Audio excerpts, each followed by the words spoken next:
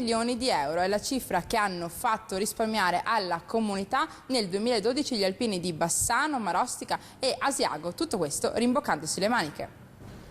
Più di 75.000 ore donate alla comunità dalle Penne Nere di Bassano, Marostica e Asiago per un valore complessivo di quasi 2 milioni di euro di costo lavoro. Sono numeri impressionanti le cifre della solidarietà alpina raccolte nel libro verde presentato oggi a Palazzo Ferrofini, sede del Consiglio regionale.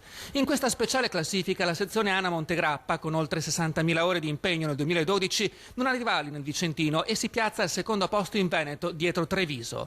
Una gratificazione in più per il neoeletto presidente nazionale Sebastiano Favero a Venezia con il suo predecessore Corrado Perona.